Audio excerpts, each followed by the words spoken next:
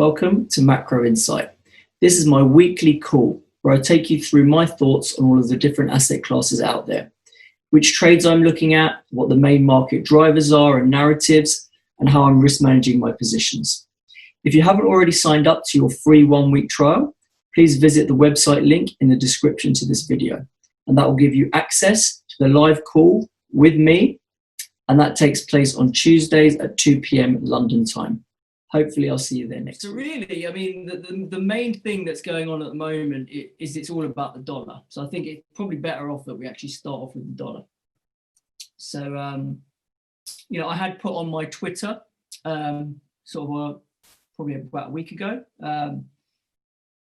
that the dollar was basically signaling to me that it was very ripe for a bounce. So you had this, what we call a bullish divergence, where the dollar was kind of eking out a new low down here at sort of 89.20. But didn't manage to hold that level and closed the day slightly higher. And yet the momentum was just running out to the downside, right? So you're making lower levels from earlier in December. And again, so start of December, you made this low, you made a lower low. Mid-December, you made a lower low. Early Jan. Each of those lows was with less and less downside momentum, hence the upward slope on the momentum indicator. And that's what we call a bullish divergence, right? Coupled with that bullish divergence, you also had quite extreme bearish sentiment on the dollar, right? So when things get stretched like that, they're running out of momentum and the whole world's short, it's ripe for a bounce, basically. And the idea was, if we got a bounce in the dollar, which has been the main thing sort of driving this reflation narrative that's been driving equities higher, commodities higher, and bonds lower. The idea was that that's going to have a bit of a correction, okay? And that's kind of exactly what we've had after that low we made 1, 2, 3, 4 days later, we find the dollar's bounce from about 89.20 and got as high as 90.7, right? Which, in FX terms, you could consider is a half decent bounce. Now, I would argue it's not that amazing a bounce. I mean, it's only a percent and a half. But I put out this potential target where I can see it really kind of probably running out of steam is up about 92. So I think this bounce could target 92. But if I'm honest, it's probably done the minimum requirement, right? Given how oversold it was, it's kind of, if you look at these Bollinger Bands like I do on the daily, it's gone from the bottom Bollinger to the top Bollinger, and you could argue that's enough of a mean reversion that you don't actually necessarily need to see the dollar any higher, and it can resume its downtrend. So I'd say it's a bit more no man's land now. I had been playing it tactically. I did it via dollar ZAR because I like to play these emerging market currencies against the dollar because I think they have a bit more beta, and I quite like that. And I thought it was a nice entry in dollar ZAR. I rode that up best part of 5%, and I'm out of it now. So I don't think I'm not necessarily that balled up on dollar from this level. If we get as high as 92, then I'd probably start to reinitiate short dollar bets, and that would be probably long commodities is probably my favorite short dollar bet right now. And I'd look for, you'd expect commodities to continue correcting if you get the dollar up to 92. And I'd be looking at the various commodities to see where the action was and where the opportunities were, basically on the individual commodity level. But as a broad market driving narrative, probably one of the biggest drivers at the minute of risk assets is what's going on with the dollar. The tech sector is the one I think that's, particularly rate sensitive. These techs have been behaving in the low rate world. They've kind of been behaving like perpetual bonds, basically, right? And the idea is that if rates then do back up, then these perpetual bonds which are techs are behaving like are going to correct. Okay, so if we bring up a chart of the Nasdaq, you can see even on a technical basis, it's starting to show some signs, right? It's starting to show some signs of potential exhaustion. So again, you see this upward sort of trend of higher highs here, which we kind of, not yesterday, a couple of days ago, we made that new high at about 13,100 on the Nasdaq. So upward sloping, higher highs, but look at what's happening on the momentum side of things, right? The momentum indicator, each of those higher highs is being met with a lower high in the momentum. So that's quite a major sort of bearish divergence forming on the NASDAQ.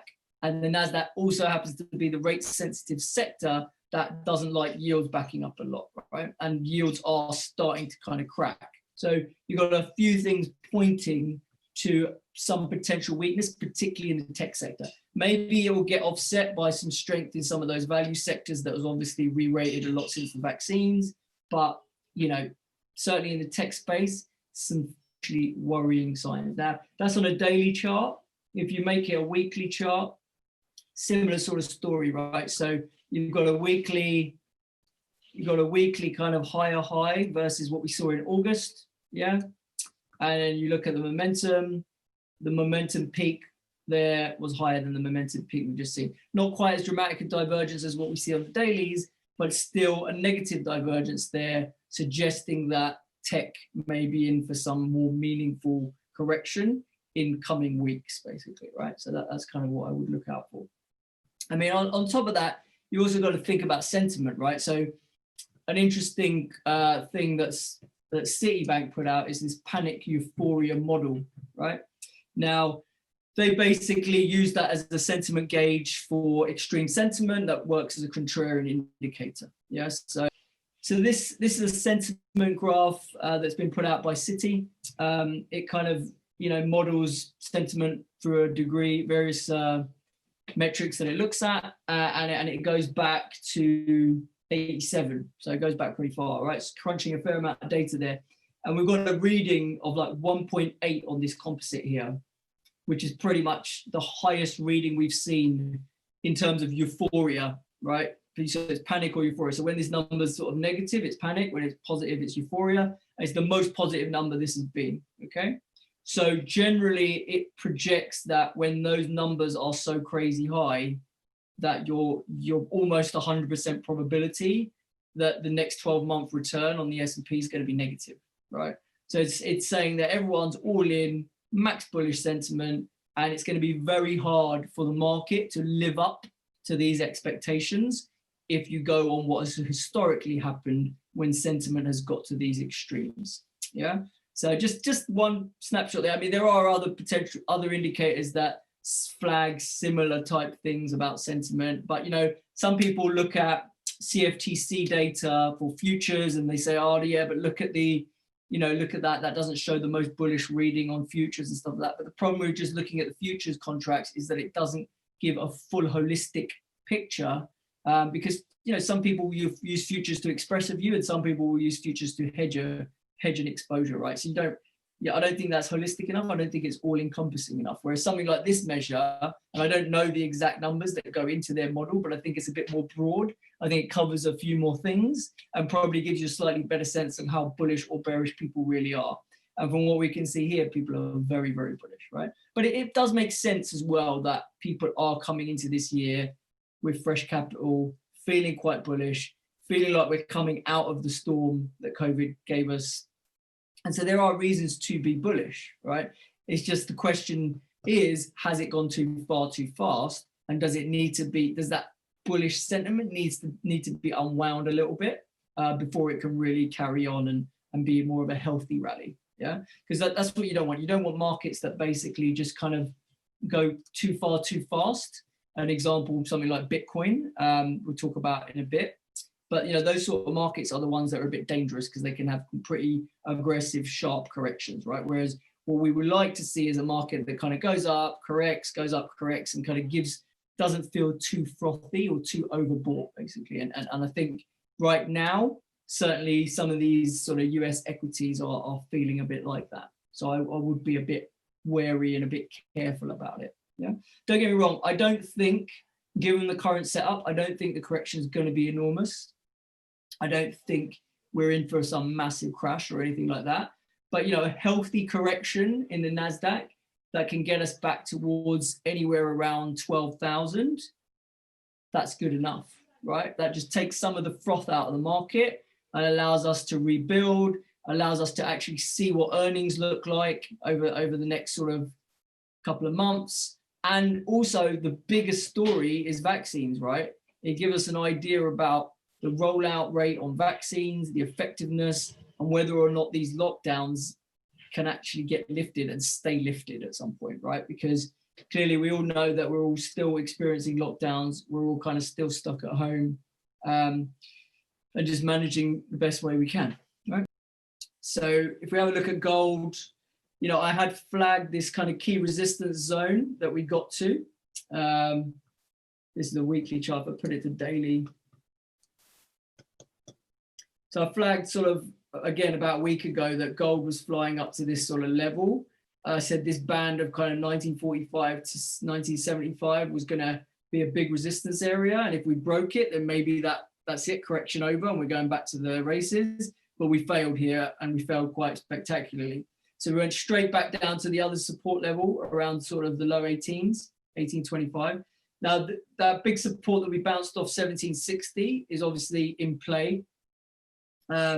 If this kind of bond market sell-off continues and let's say real rates continue to rise, then we most likely do see gold back to those 1760 levels, right? So it's going to really depend on what the bond market does, I would say, what gold does. Ultimately, I don't think they're going to let the bond market go back above 150 in 10-year. So ultimately, that is going to support gold longer term. So I would use any pullbacks in gold to 1760 or even below if we get that lucky, but I don't think we will. But, you know, you got a big level down at 1670 as well. But if you manage to get gold into those lower areas on the back of a bond market sell-off, you know, that's nice. That's a nice place to be allocating some long-term capital into gold, I think. Yeah. And then silver. Silver's a bit different in that normally you would expect silver to be a high beta version of gold, and it did correct pretty hard. It had a best part of a 10% sell-off, but the difference with silver is that it's got some of this solar narrative embedded in it, right? So, you know, you should see some demand for it on the back of, you know, use in solar panels and some of that technology that's in the whole clean energy space.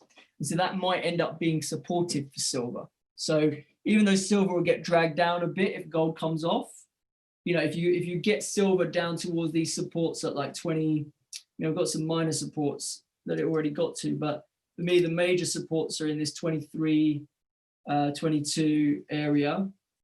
If you manage to get silver down there over coming weeks, then that'd be a great place to own some. So I think you also get the kicker on the clean energy exposure there, yeah, as well as the precious metal. Bitcoin. So I've been banging on about this on Twitter and Instagram and things like that. That the Bitcoin was just, don't get me wrong, I'm a bull. I've been a bull for months since last summer. It's playing out, but this is just way too much, right? Like it's gone way too quick, way too fast, and everyone's piling into it at the start of the new year, right? So what did I do? So what I basically said was I was using January options. And, you know, I always do this when I'm long the underlying asset and it has some spectacular move up that I think is going to correct.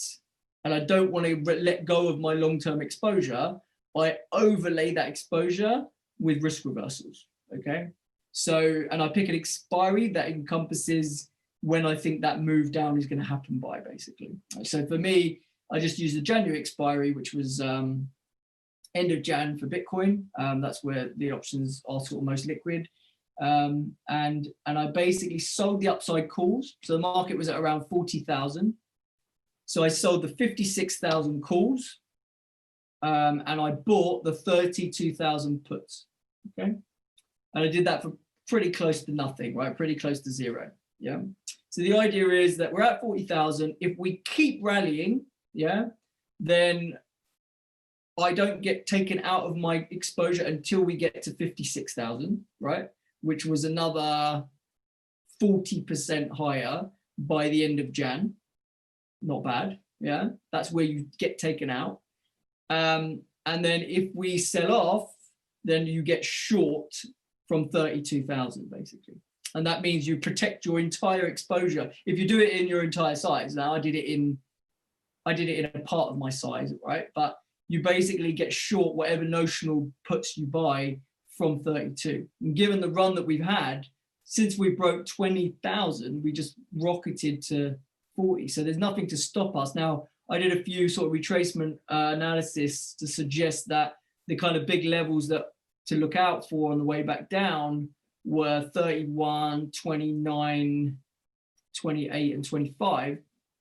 So those are the kind of levels I was looking at. So the idea is, you own those 32 puts. You didn't have to pay anything for them because you funded them with those upside calls.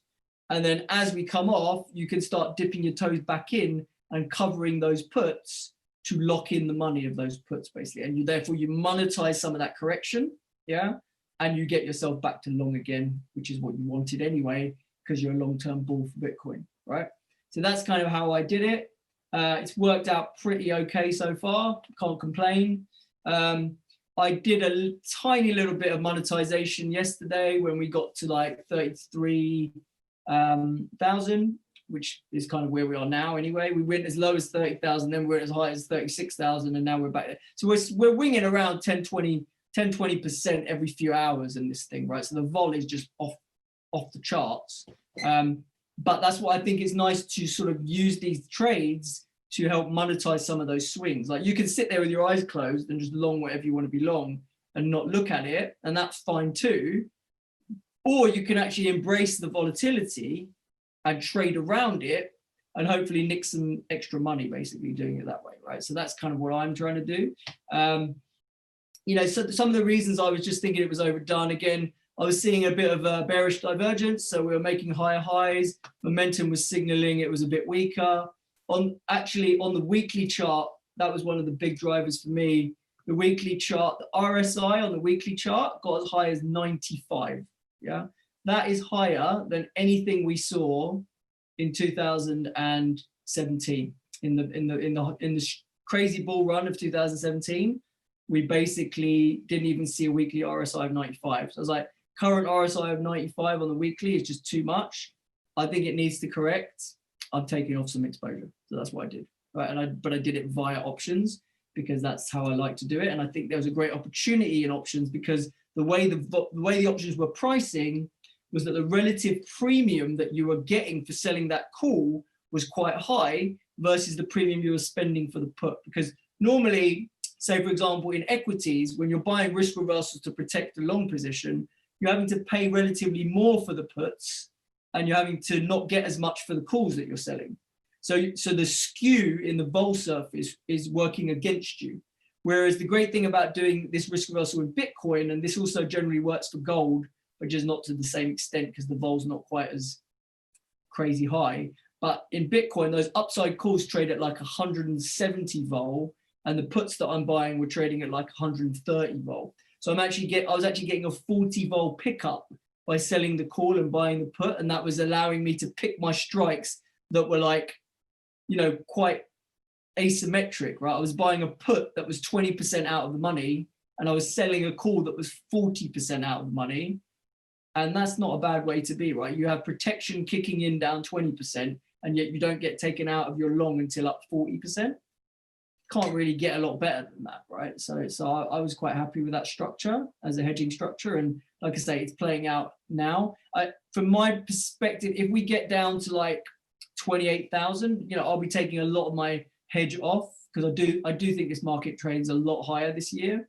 I'll certainly be buying my calls back in a hurry if we get down to 28 because they won't be worth much. So, when you sell calls to finance puts, and we do sell off, buying back those calls for next to nothing is the first thing that you should be doing, right? Because why are you going to be short all that risk on the upside for effectively no premium, basically, right? Once that premium goes down by enough, you got to buy that stuff back, right? So that's kind of the game plan. And that's how I'm managing that position right now. Thanks so much for watching, guys. If you enjoyed this video, then we'd love to have you join our Macro Insight community. Just visit www.options-insight.com and sign up for your free trial to our live and interactive weekly macro call. If you haven't already done so, please subscribe to our YouTube channel. You'll find more market updates, class highlights from our summer academy, and also video tutorials on anything from options basics to market making fundamentals. You can also connect with me directly. I'm on LinkedIn, Twitter, Facebook, Instagram, you can follow me on any of those platforms. Or alternatively, feel free to send an email to inquiries@options-insight.com. Thanks a lot.